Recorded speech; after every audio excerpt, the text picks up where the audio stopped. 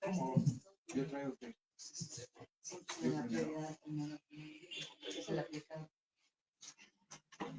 que a mí me carga para que luego...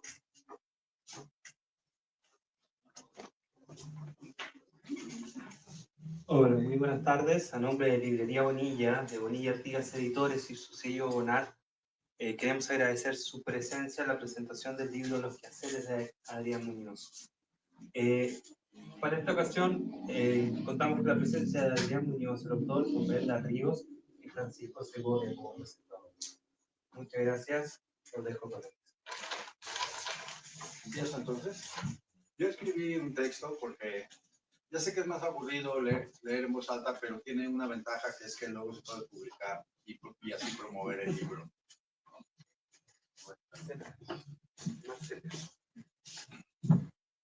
¿Aquí se oye bien? Si uno lee la larga lista bibliográfica que enumera el currículum vitae de Adrián Muñoz, dirá que es quizás 3 personas: el indólogo, el anglólogo y el poeta. Pero si uno lee no solo la lista, sino al menos un par de los libros de esa bibliografía, tendrá la impresión de que es muchísimas más personas. Y no personas en el sentido primigenio de máscaras para el escenario, sino personas de veras, personas que lo son sin fingimiento, como Mr. Hyde, digamos, que no es ni podría ser un fingimiento del Dr. Jekyll. Porque las personas pueden ser múltiples en un sentido débil, como cuando decimos que fulano es uno cuando está tranquilo y otro cuando bufa y echa espuma por la boca. O pueden serlo en el sentido fuerte, siendo de veras muchas personas aún para sí mismas, como aquellos que se desdoblan en varias personalidades, desconocidas o solo vagamente presentes entre sí. En este sentido fuerte de la expresión, hoy diríamos que Mr. Hyde es una identidad producida por el trastorno mental disociativo del Dr. Jekyll, y añadiríamos que ese trasfondo no debe confundirse, como al parecer hizo T.S. Eliot, con la esquizofrenia. Dicho esto, me toca ahora matizar, porque no es que de veras las identidades diferentes de Muñoz no se hablen entre sí.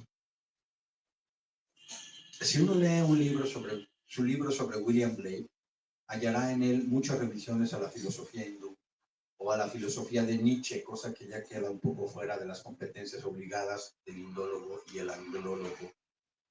Lo mismo ocurre en otros de sus ensayos, como La oportunidad budista sobre el tiempo, el instante y la vacuidad, donde no solo lee los textos budistas del caso a la luz de la intuición del instante de Gaston Bachelard, sino que trufa sus iluminaciones con citas de Borges y de Cortázar.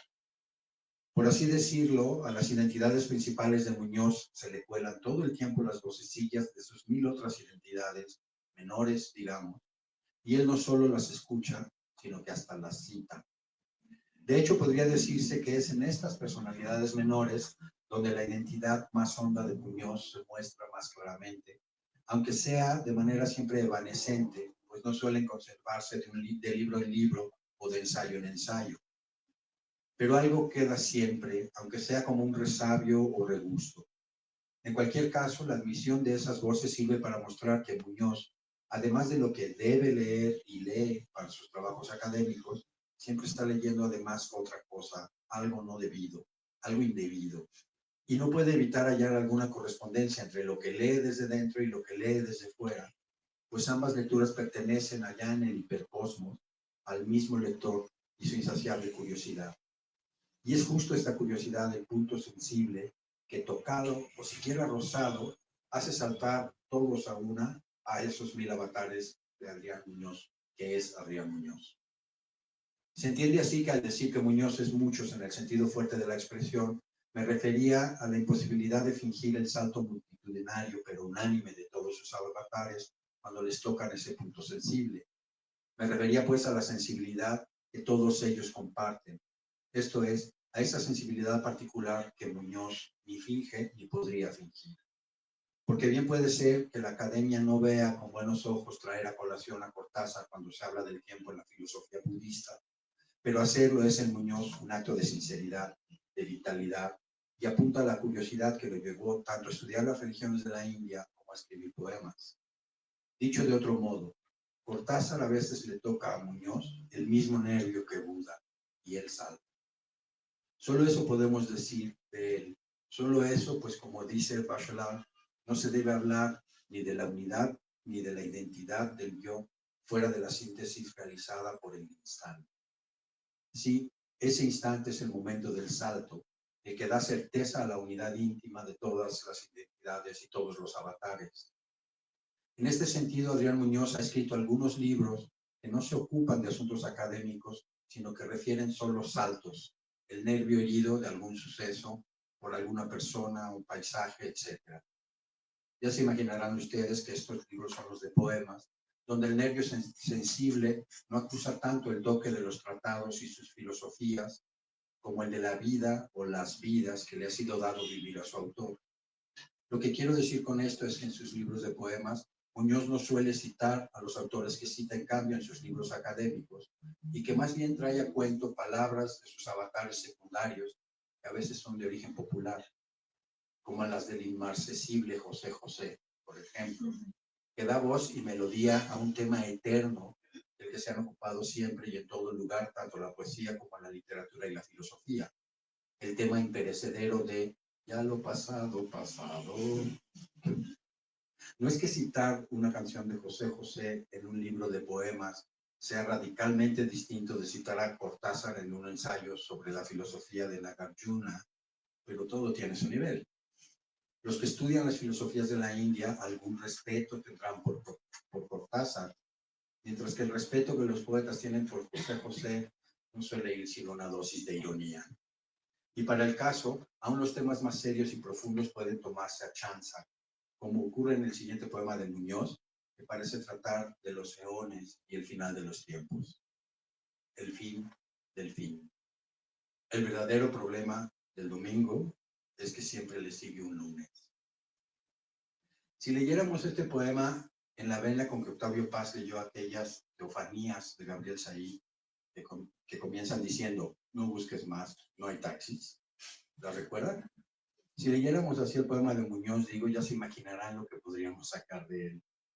Pero yo me contentaré con señalar que procede como los chistes, es decir, haciéndonos creer que usa una palabra en cierta acepción cuando en realidad la usa en otra. No se trata, pues, del metafísico final de los finales, sino del simple fin del fin de semana. El lunes es su karma, el renovado Big Bang que da pie a un universo del multiverso. Pero no, dije que no me metería en ese berenjena. Si bien es cierto que en sus libros anteriores Muñoz se permitía este tipo de ironías, también lo es que éstas solían ser entonces pasto fresco para sus desilusiones y amarguras, mientras que ahora de seguido alimenta un franco sentido del humor. Su nervio ya no solo pega un brinco de dolor, a veces respinga porque algo le hace cosquillas. ¿Se debe esto a una madurez poética? Sin duda. Pero también al amor, a cierta alegría recobrada, a esa vida cotidiana que el dolor de antes le hacía ver como una serie de actos automáticos y vacíos, carentes de chispa y de sentido, y que la resurrección de su avatar más alegre y juvenil le deja ver ahora como actos llenos de pequeñas sorpresas y milagros. Miren este, por ejemplo, en la ducha. No cuando brota mágica de la roseta, tampoco cuando abraza el vapor cálido que arrebuja el aire, ni cuando inunda mis fosas el rocío, sino cuando se desliza por tu espalda y chapotea sobre tu pecho. Descubre el agua aquí por vez primera. Agua recién nacida que riega abundosa el opaco chaparral de su vieja desesperación y deje que allí abra su nimbo blanco una azucena. Y no es que él lo diga en frases tan cursis como la anterior, o sí, pero solo tiñéndolas de jubilosa ironía. En cualquier caso, el Muñoz de los quehaceres no deja de expresar su buen humor como actitud general, como disposición a aceptar lo que venga como venga, sin la precaución de un dictamen precautorio. Y lo hace así aun cuando habla de un pleito conyugal o se queje del orden del mundo.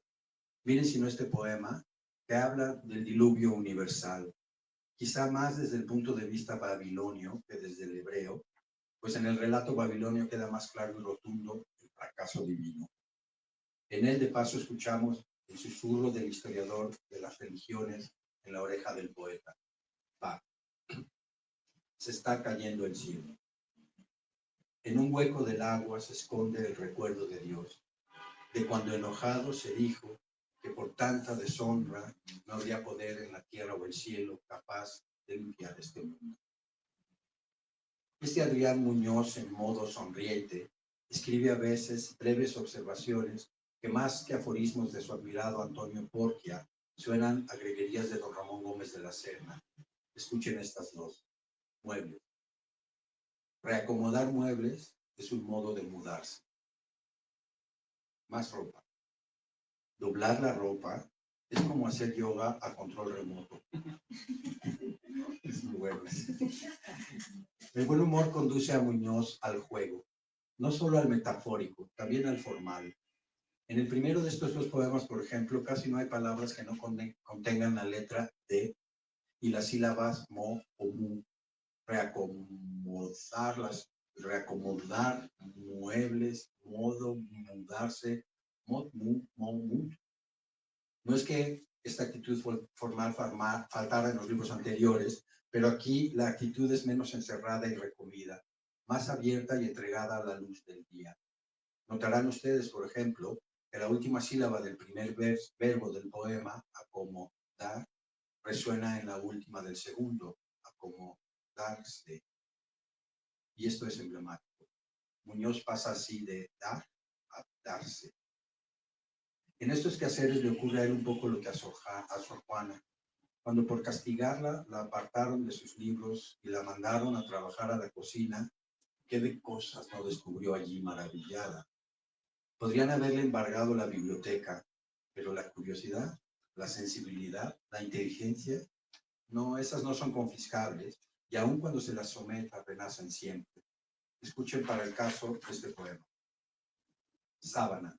Mira esa voluta de tela sucia, ese muñón de sábana que alarga su deseo de tocar tierra, de ensuciarse, para que la manden a lavar, la crucifiquen en el monte de alambre en la azotea y reciba las caricias del sol y el viento, donde habrá de resucitar inmaculada.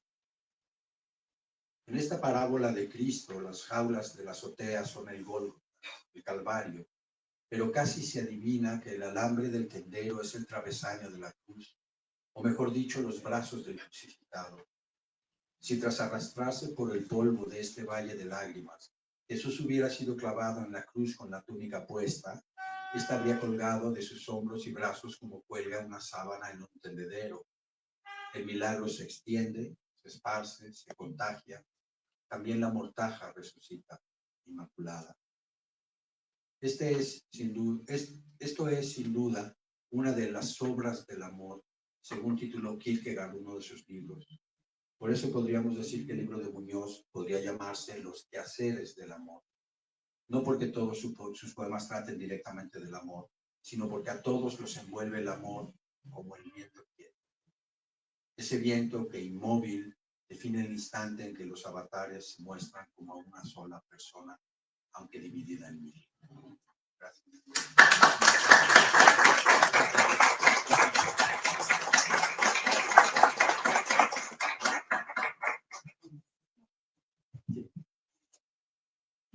Hola a todos. ¿Me escucha bien? Sí. Bueno, yo soy la que no hizo la tarea. Adolfo Castañón me mira con cara de había sido tú, ¿no? Pues bienvenidos. Agradezco mucho la invitación a Adriana.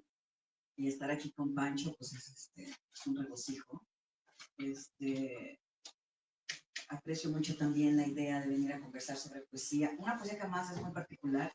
Ahorita les voy a leer algo que yo también considero un poema extra, que es el Índice. Pero llevo mucho, fíjate, ahora que decías lo de los quehaceres del amor, yo empecé a leer el libro y yo me quedé pensando que no sé por qué, lo empecé a leer y luego me fui y hice otras cosas, volví, como unos días después, yo estaba convencida que se llamaba Los quehaceres y los días. Y yo decía, no, me quedé pensando en los quehaceres y los días, porque claro, los quehaceres y lo cotidiano, ¿no? Y más que una pregunta o un comentario, tengo muchas preguntas y muchos. Esta idea, esto que decía muy bien Pancho, del desdoblamiento que tienes, ¿no? Tienes cómo trabaja el poeta, hablando en el quehacer cotidiano, ¿no? Cómo el poeta es un ser también que se tiene que desdoblar y me interesa mucho porque yo creo que funciona muy pocas veces el académico y el poeta, ¿no? Entonces, vamos a empezar por ahí, preguntándote un poco cómo es tu desdoblamiento. Yo decía, bueno, este hombre tiene un trabajo seguro, le va muy bien en la vida, ¿por qué quiere hacer poesía? O sea, uno tiene esta idea, ¿no? Y luego, por un lado, esa pregunta, y por el otro es, de la tradición mexicana, que suele ser grandes rasgos, no voy a hablar de nadie, pero suele ser muy solemne, ¿no? Muy seria. Y es muy, la beta que yo creo que la tiene muy bien Pancho cuando dice un poco esto de las greguerías, yo también agregaría un poco cierto tono aforístico, ¿no? O sea, es decir, alargar el poema, o más bien comprimir el poema para acercarse un poco al aforismo poético, vamos a llamarle así. Entonces, te quiero empezar por ahí, ¿no? Y luego les voy a decir mi definición de poesía respecto del libro de Adrián Muñoz, pero quería empezar por esta cuestión el desdoblamiento del poeta, porque un poeta yo creo que no es un poeta a tiempo completo, seguramente en otros países sí, pero ¿cómo es para ti? Es una pregunta interesante y sí atañe a todos estos avatares, sin duda.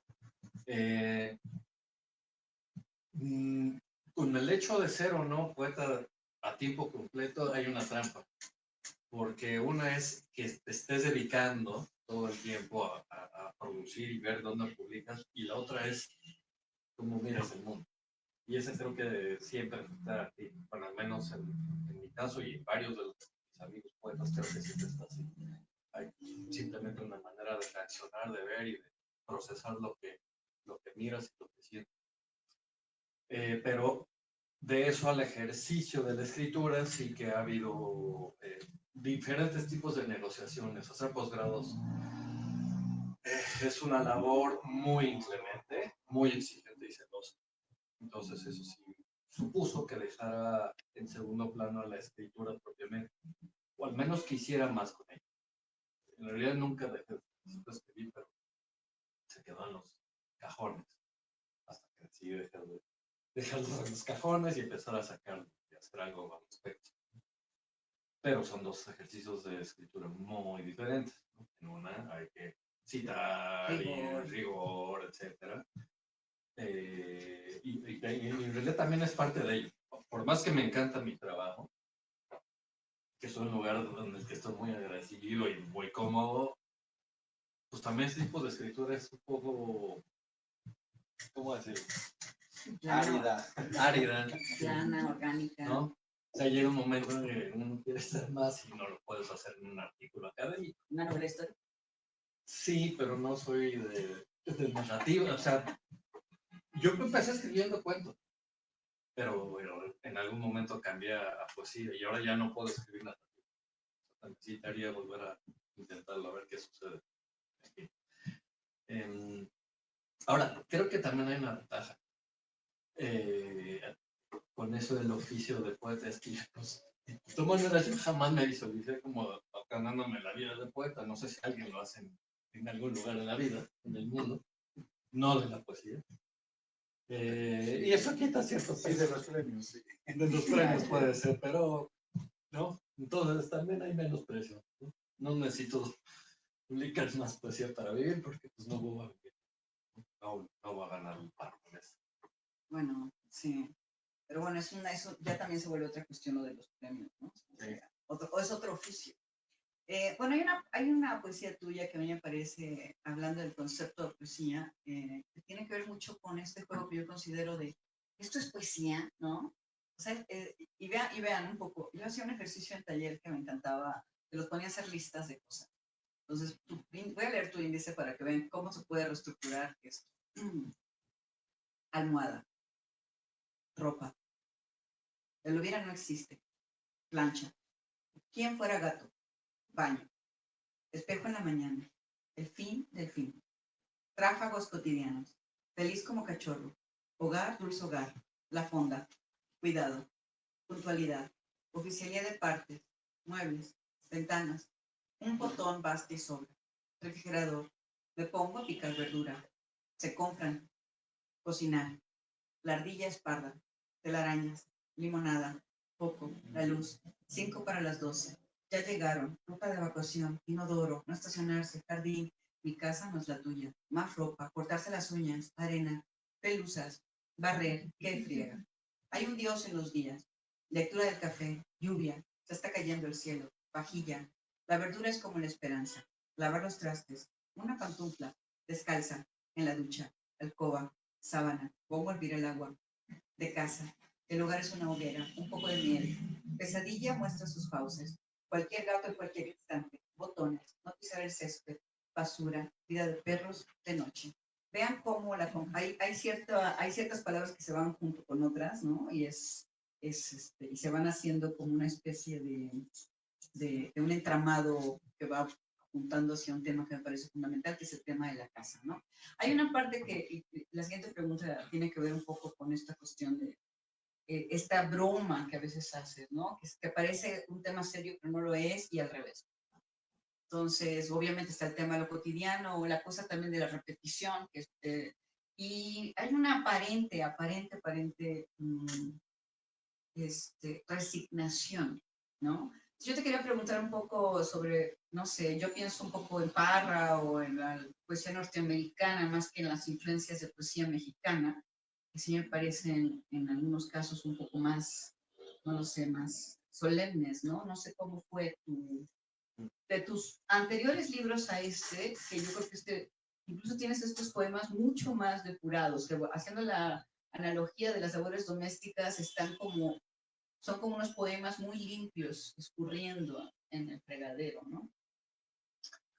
Bueno, sí hay una cuestión muy clara, muy fundamental, que es cómo programé este libro. Más allá de que cambió el título, si lo iba a organizar de tal o cual manera, sí quería hacer una serie de poemas más bien ligeros. Los dos anteriores y otros dos inéditos tienen un tono un poco más sobrio, por momentos oscuro, ¿no? O azotado. Y sentía la necesidad de alejarme tantito de esa sensación y quitarme un poco de fardos, ¿no? Y abrazar el tono más bien lúdico, ¿no? También en principio, como programa, lo que quería era que en principio fueran todos poemas cortos, y casi todos lo son, ¿no? Creo que solo hay uno que ocupa 2 páginas, pero la mayoría son muy breves. Entonces también era un ejercicio de escritura diferente, porque en otros poemas más bien tiendo como a alargarme, y ahora fue no, ahora no vas a alargar, vas a cortar donde puedas cortar. Ahora cuando releo el libro, creo que no todos son tan ligeros, hay unos que bueno, tienen siempre su dejo de, como de cierta Pero no están amargura, ¿no? azotados, eso Pero son menos azotados que en algunos de estos, ¿no?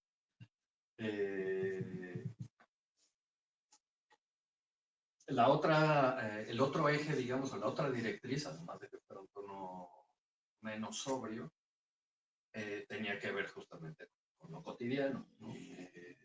Originalmente era en torno de la casa, pero el entrar a la casa y pasear fuera en tu barrio, alrededor de casa. Pues claro, se siente todavía un poco que hay estar adentro y afuera, pero el título cambió, ya no me puedo pagar el título fundativo o alguno de los varios. No estacionarse. No, era otra cosa, no recuerdo, ¿no? Pero platicando con algunos de mis queridos colegas Argel, Tacho, al final terminé cambiando el título a que me gustó bastante más. Y también por eso no está dividido en secciones, pues la tirada completa, ¿no? Y sí me gusta normalmente como organizar parte 1 o 2, lo que sea. Pero en no hay necesidad de así. Porque lo cotidiano un poco es así, aunque es rutina, pues de pronto hay alguna acción que insertas entre lo que normalmente haces, que es subir a echar la ropa a lavar y bajas y a lo mejor lavas los trastes, pero a lo mejor tienes la cama, pero a lo mejor sales a hacer una gestión. Y esto que estaba yo pensando en la cuestión de quién estabas leyendo, quién fue lo que pensó, lo que te hizo detonar característica nueva que te hizo, "Ay, voy a volver a empezar con otro tipo de escritura, menos pesada"? Pues no estaba tanto leyendo a Porter, ciertamente porque está detrás de varios de ellos. Y lo que sucedió es que más bien estuve charlando con Pancho mucho sobre Antonio Borgia y otras cosas afines. Entonces yo creo que eso hizo que mi mente de alguna manera se sintonizara con cierto tipo de registro. Sí, algunos poemas son prácticamente aforismos, podrían ser aforismos. A mí me gusta mucho este doblez, ¿no? Esto de imaginar también de que un poema puede ser muchísimas más cosas. Es decir, un poema muy breve, de 2 líneas, puede ser, no sé, un post de reclamo, ¿no? Puede ser una carta, puede ser... Ahorita les voy a leer mi favorito, pero el libro trata, además, no sé, supongo que también te lo han de haber dicho, de repente tiene como un espíritu muy, por supuesto, vinculado a las labores domésticas, pero tiene una cuestión muy femenina, en el mejor sentido de la... O sea, no es una cuestión ahí de la persona que está lavando los platos y sufre por el rol que le tocó en la vida, sino es una cuestión que todos tenemos que hacer, ¿no? Las labores domésticas que tienen que hacer. Y que no hay romanticismo al respecto, ¿no? Es una cuestión de práctica, o sea, le llevas el carácter poético a lo práctico de las labores, ¿no? Y que también hay esto que decías, ¿no? No hay una resignación de las labores, sino una resignificación de estas labores. O sea, hay una parte que me gusta mucho que dices, obviamente, para hacer los poemas en espantoso, que dices, vamos a la fonda a comer comida casera, lejos de casa, ¿no? O sea, es decir, vamos a la reproducción de la casa que es afuera y que forma parte de la vida cotidiana, ¿no? O sea, ¿qué es lo que hace la vida cotidiana? Por supuesto es el horario, la rutina y la constancia, ¿no? Y hay otra cosa que te quería preguntar. Están muy presentes los animales y las mascotas. Y vinculados a las mascotas hay otro tema que es lo escatológico. Hay muchas veces la palabra cagar. ¿No? Entonces, yo digo, pues qué curioso, ¿no? Por un lado la limpieza y por otro lado la caja de arena del gato. O sea, era un poco por ahí. ¿Qué fue? O sea, yo imagino que tiene que ver un poco con el cansancio, ¿no? ¿No? ¿La sociedad? No, el cansancio de limpiar, estar permanentemente limpiando. Y luego pues sí. Sí, en parte sí. Porque está la repetición de los trastes, por supuesto, pero también está la limpieza, o sea, la limpieza vinculada a los animales y también la frustración del tipo que se estaciona, que se cree un letrero no estacionarse, ¿no? Entonces es una cuestión ahí evidente, ¿no? Entonces, lo que yo te quería preguntar, aparte de todo esto, es ¿cuántos libros llevas ya de poesía para que se convierta en esta versión, digamos, depurada de tu trabajo? Este es el tercero. Cuarto, si se cuenta tienes una plaqueta, ¿no? Pero hay dos anteriores. Exacto, 2 inéditos. ¿Y esos se parecen? Los 2 inéditos. Sí, ¿esos se parecen? No se parecen. No, este sí tiene un tono muy diferente. Se puede ser que en alguno de estos otros haya algún poema muy corto, pero no necesariamente lúdico. Y quizá alguno con un tono un poco más jocosón, pero no tan corto. Ya. Y esto es, o sea, ¿cómo decides tú? O sea, ¿es el libro que te lleva el tono o tú empiezas, cómo es, o sea, eso que querías hacer aquí? No dividir y hacer la brevedad. No, yo normalmente no sé si alguna vez voy a cambiar, pero lo que he tratado de hacer en todos, los impresos y los inéditos, es que tenga una suerte de eje de centro de gravedad. Hay una idea central que lo sostenga, ¿no? Entonces, en el primero, lo que los une es en realidad lo que los divide, porque el leitmotiv es las grietas y los rotos, ¿no? Esa es la idea central. En el segundo es el vaivén entre el silencio y la palabra y el ego, el poder o querer decir cosas que no se pueden decir o que no sabes decir, etc. En este, pues son las tareas cotidianas, en uno de los inéditos, pues la tristeza, y en el otro es, bueno, la mantarraya, que es más complicado. Realmente, ¿verdad? Además no se llama mantarraya ya, pero, en fin. ¿Y cómo se llamaba este antes? Argel, ¿te acuerdas? Déjame recordar. Ay, no me acuerdo. Bueno, quiero decirles a todos que tiene una hermosa fotografía que es de Argel, que está ahí atrás, ¿no? Para los que no saben, también Argel toma fotos maravillosas. Bueno, a mí me gusta mucho este poema y me encantaría también pensar cómo fue que surge. Me encanta, como, así como le preguntas a un cineasta cómo se le ocurrió la idea de hacer la película, dice, este es un poema amoroso, aunque no parezca, lo es. Pongo a hervir el agua. Porque esta semana prefieres la prensa francesa. Es para eso para mí. Te escucho arreglarte en el baño o la recámara, aunque no te veo, te miro. Sonrío en la cocina. Maulla uno de los gatos, como lenta modorra matutina. El agua aplasta, envuelve el café molido y el vapor empaña la jarra y la ventana. Aunque no la trazo, imagino una frase en el sudor del vidrio. Carenzo el café. Ya reposado, listo para beber, pongo la taza sobre la mesa y agrego un chorro de leche para que sepas que te quiero. Las mañanas son así, más hacer y no tanto decir, un acto reflejo que nos convoca. Bueno, y aquí parece que no pasa nada, ¿sabes? O sea, lo que se siente en el poema, y ahorita me vas a corregir tú, es que parece que no pasa nada y está pasando todo, ¿no? Es como una especie de instante congelado, ¿no? Es como este cuadro de Vermeer de la niña que derrama la leche en el cuenco, ¿no? Entonces, me gustaría también pensar un poquito, bueno, ese es mi poema favorito de todo el libro, pero seguramente tú debes de tener un par, ¿no? Ahí. O sea, y además tienes estos que ya retomó Pancho, el de Se está cayendo el cielo y el de lluvia, ¿no? Que también son los más largos, o sea, eso me llama muchísimo la atención, ¿no? Bueno, ahora, nada más voy a puntualizar este que se llama puntualidad. A la única cita que planeo llegar tarde en mi vida entera es con la muerte. No, es este juego, esto que ya decía Pancho, la cuestión de lo irónico, ¿no?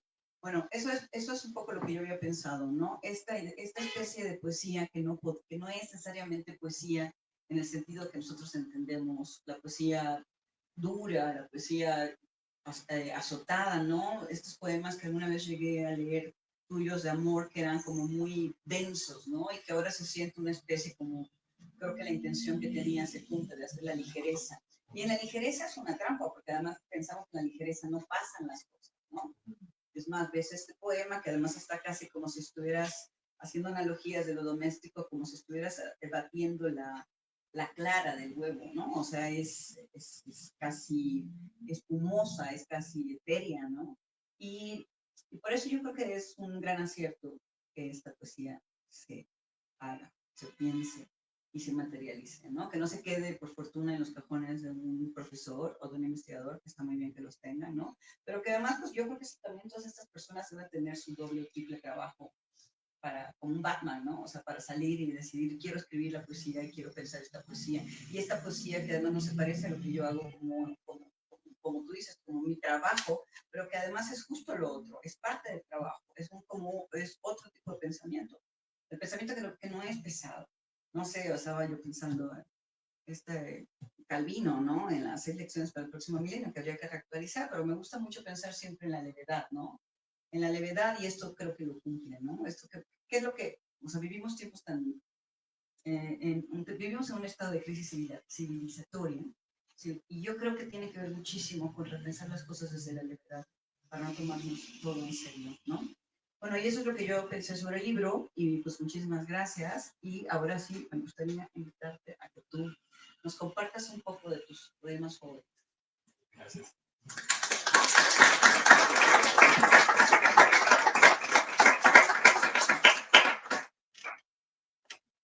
Creo que no hay mucho ya más que decir sobre la naturaleza del libro que ha salido en esta mesa, pero antes de que lea algunos de los poemas que creo que escogí, a lo mejor cambio alguno.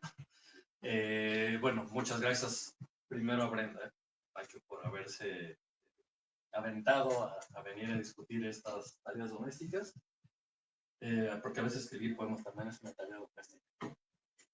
No sé si tan cotidiana, pero a veces uno quisiera que fuera cotidiana. Pero también a ustedes por haber venido en estos climas complejos en los cuales puede caernos la lluvia y caerse el cielo, ¿no? Evidentemente se puede escribir en otro verano en la Ciudad de México, terrible. Particularmente gracias a mis dos hijas que están aquí, que son el motor de la inspiración de mi vida, ¿no? Lavan los platos. Las que no lavan los platos. A mi pareja, por supuesto, que pues, es la que detonó este poema al que te referiste, justamente, ¿no? Esa prensa francesa es por ella. A mi madre, que, bueno, solo sobra decir, por más obvio que parezca, si no es por ella no habría nada de esto, ¿no? Porque no estaría acá, básicamente, ¿no? Y bueno, de nueva cuenta, Argel, que fue el que nos brindó esta fabulosa fotografía que se vio perfectamente como portada de este libro, ¿no? Creo que la atinó muy bien. Y todos los que vieron la imagen quedaron maravillados, ¿no? Bueno, tal vez olvidé decir alguna cosa, pero si es así, ya la diré ahora que me regresa a la cabeza. Voy a leer algunos poemas de aquí, pero también de los otros libros, de los anteriores.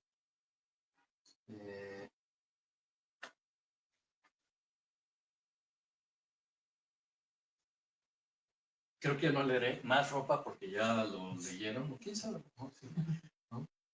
Bueno, sobra decir que no, y eso no sé qué tanto se percibe o no, pero el hecho de escribir muchos de estos poemas a partir de tareas domésticas es porque evidentemente yo hago tareas domésticas, no me estoy imaginando un yo poético que las hace, ¿no? O sea, yo hago varias de estas cosas, algunas menos que otras, pero en general sí, ¿no?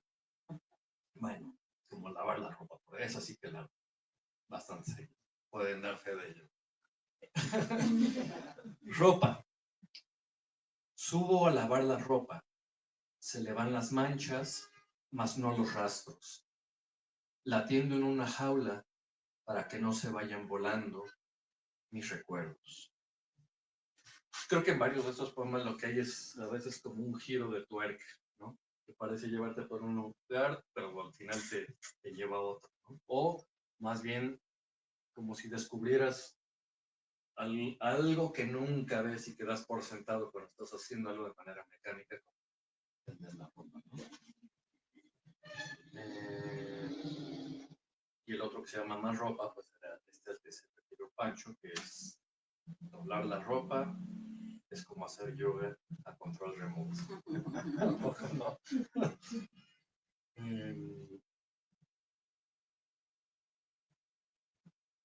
Oficialía de partes. No sé si todos están familiarizados, pero es el nombre de un tipo de oficina donde se hacen trámites, lugares horribles. Oficialía de partes suena a lugar inhóspito, aburrido recurso del socorro. ¿Quién quiere ser despachado allí? Ampararse de qué agravio, interponer qué penuria absurda. Mejor salir a comprar el pan, mejor mirar insectos en el patio o barrer la entrada. Una dependencia de esas te demanda el alma, te requisita las neuronas, te seca los ojos, te embrutece la paciencia y hasta el modo de sentarse. Evítala si puedes. Esta oficina nunca debería ser el título de un poema. No puedo escribir los versos más tristes esta noche. Estaba así, ¿no? Al que te referías es la fonda. La paradoja de comer comida casera fuera de casa. De hacer vida doméstica sin domesticarse. Esa fonda es una de las comunes. Mi hermano, de hecho.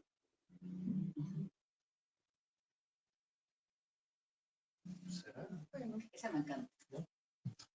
Se compran dolores, amores que chillen y afloren, se buscan sanas glorias, sin zozobras, lo malo que el tiempo pierdo de veras.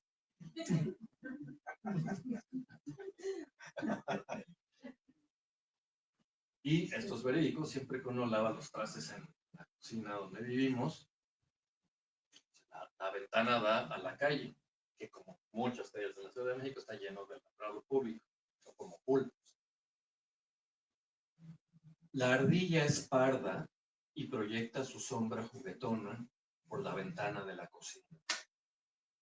Equilibristas sin circo donde actuar se balancean en el alambrado público, oscilando siempre entre iluminarse y la incineración espontánea.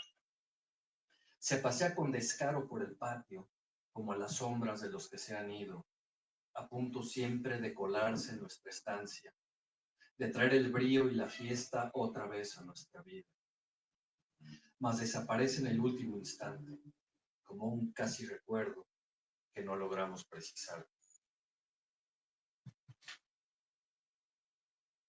Sí. Limonada. Si la vida te da limones, pero no hay azúcar, pero sí trabajo retrasado, mejor sopa de lima. Mejor procrastinar. La luz se posa en la ventana. ¿Qué hace falta comprar, mover, mirar en internet? Si la tarde llega tarde, te rebasa, no se acaban las faenas, hace hambre.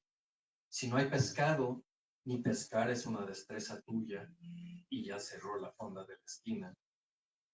Porque sábado o diciembre, porque pagar la renta o enviar ese correo, y la noche un ruido, un charco en la azotea, escuchar a los grillos, la antesala de los sueños. Si la copa, si dejas que rebose de dulce amargo vino, si ya, si no, si todavía. Este no lo había pensado. Puede ser. Foco. Cambio la bombilla y me siento un pequeño dios, domador de la oscuridad casera, nomás para encubrir mi total incompetencia para arreglar el caño o revivir un mueble. ¿Cuál es cierto? Bueno, te creemos.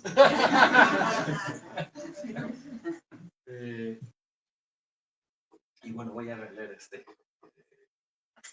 por mero acto de amor.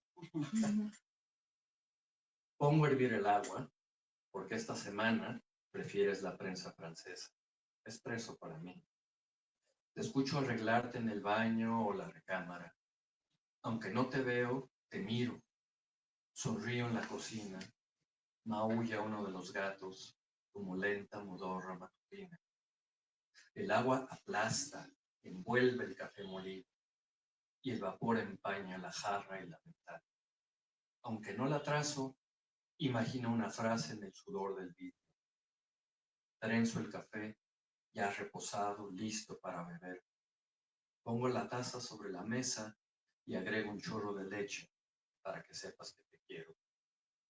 Las mañanas son así, más hacer y no tanto decir. Un acto reflejo que nos convoca. ¿Puedo hacer un comentario de este? Sí. Ahorita que lo... ¿Dónde está? Bueno, no importa. Es que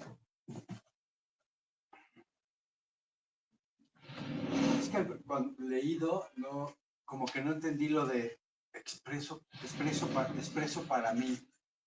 Y claro, es que cuando haces un expreso, no hierves agua, no pones a hervir agua, ¿no? O sea, quizá eso merece una pequeña explicación. Pone a hervir agua porque como ella anda en onda francesa, quiere café de presión, ¿no? Entonces pone a hervir agua, cosa que no haría por sí mismo. O sea, lo hace por ella, ¿no?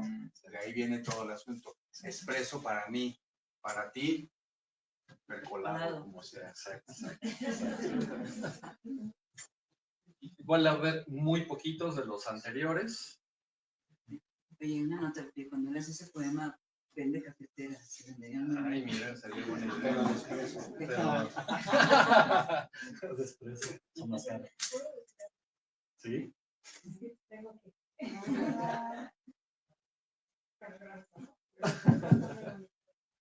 Porque es muy gracioso, porque yo soy muy voluble. Un día quiero una prensa francesa, otro día quiero una italiana, otro día quiero no expreso, pero cappuccino. Es así, todos los días estoy como en mi rutina, quiero cosas diferentes, pero luego al mismo tiempo soy muy rutinaria. Entonces para mí es una vida siempre intentando también darme alcance Complacerte. o dar amor de esa manera, ¿no? Entonces, porque él sabe qué es para mí lo que yo quiero complacer. Pues bueno, lo aprecio A mucho. veces fallo, pero Sí, falla, sí, falla. Pero bueno, Es que no eres Dios. siempre se escucha. no, no soy eso. Solo con un poco.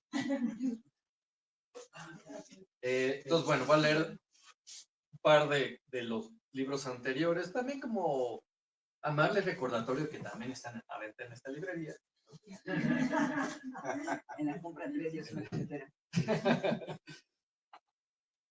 Todo lo que sube. Bueno, es que va a ser justamente el contraste entre todo lo que tenemos que hacer. No estaba preparado para flotar. Mis pies se desprendieron del suelo, dócil tallo en medio de la siega. El equilibrio desapareció como una imagen onírica que al despertar, gradual pero inexorablemente se borra y deja un regusto de evocación difusa. Uno se acostumbra a la pesadez, a los tropiezos, a saberse fardo grávido, hierba mala o bulto anónimo, a andar a tientas en el lodo, para no rodar como una roca indefensa en la ladera de este mundo. No estaba preparado para caer. Uno ve las aves maravillado, de vez en cuando imaginando qué sería vestirse de viento y dar la vuelta sin vereda fija, pero uno va anclado al suelo. No lo preparan a uno para flotar, para gozar de la dulce liviandad del vuelo, del amable y libre beso de las nubes. No te preparan para volar, y la desalmada gravedad habrá de actuar con todo el peso de la ley. Un poco más corto, el fuego. El fuego, lo sabemos, quemará la sangre. La llama es inevitable, arderá en la piel. La lluvia, cual debe hacer, apagará fogatas. La lumbre es lumbre porque hiere, imprescindible es el calor. La ceniza es cementerio de fogatas. La ceniza, también, es cuna de recuerdos. Y de palabras que se agolpan en algún rincón del eco.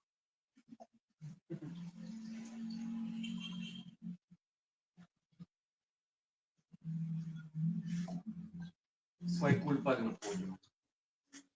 ¿Quién arrojó ese trozo de papel? ¿Quién arrojó ese trozo de papel a media calle, estrujado como si nada, abandonándolo a la bastardía?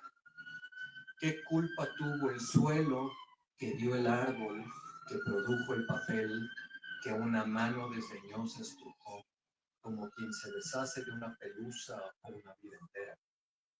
¿Llegó a escribir siquiera allí? ¿O a medio aliento se le atoró el silencio? La memoria usó su máscara de medusa y petrificó mano y labio. ¿Tiene ese papel arrugado la culpa de que algún pobre diablo le estrujaran el corazón?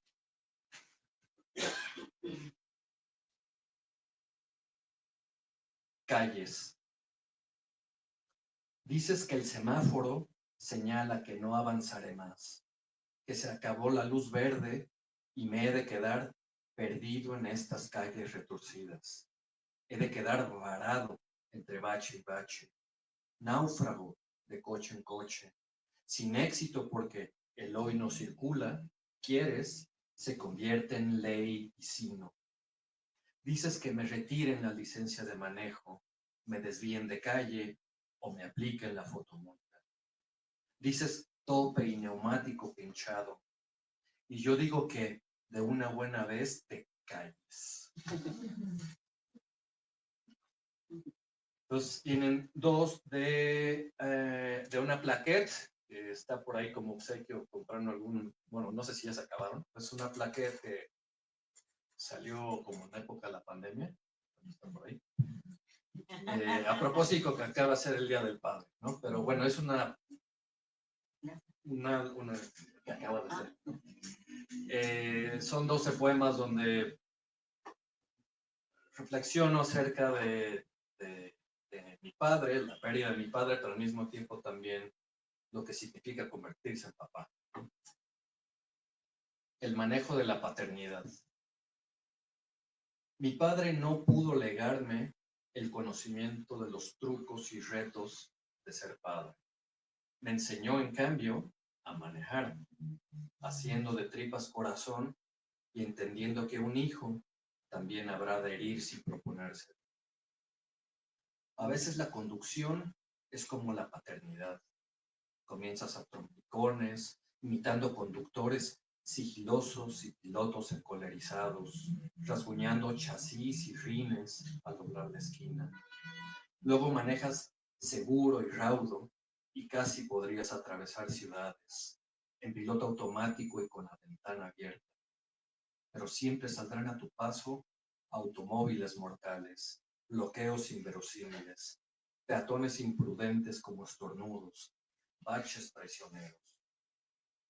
Por eso no olvido tener el tanque lleno, no vaya a requerirse dar la vuelta al mundo, el neumático de repuesto, para cuando me falte el aire, y tener al día el seguro contra accidentes, por si el cinturón de seguridad decide un día jugar a saltar la cueva.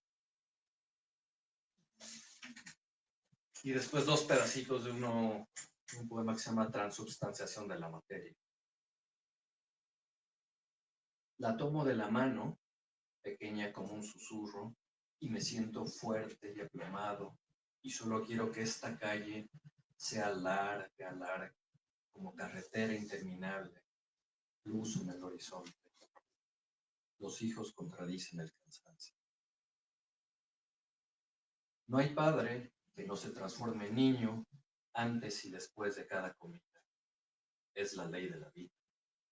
Para ser padre hay que ser niño, dejar de ser hijo, dejarse llevar por el asombro de estar vivo y dejar que la hija te enseñe a ser padre. Qué paradoja extraordinaria. No hay padre alguno capaz de enseñar la paternidad. Y finalmente un inédito que va a romper con varios de estos tonos, ¿no? Que creo que se explica solo. Se llama Por su nombre. Con este me voy a despedir. Si junta el agua y la harina, lleva cereales o gramíneas, combina levadura, especias o semillas, se sirve con mantequilla y quizás algo de sal, pan se llama. Si fermenta de la uva y duerme luego el sueño dulce de la maduración en roble, para encontrarle al mosto destino en copa de cristal, se llama vino. Si caen los proyectiles a diestra y a siniestra, plenos de siniestras, solapadas intenciones, si están bajo la mira artífices del terror, manos de enfermeras, micrófonos reporteros, brazos ciudadanos y niños que juegan, todos por igual, se dice con todas sus letras, genocidio.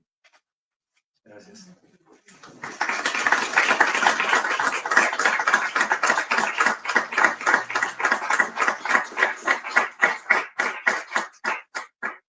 Muy buenas tardes. Acostumbramos que en las presentaciones del libro, la gente del público, si gusta, puede hacer preguntas al autor o a los presentadores. Si alguien quiere, el micrófono disponible.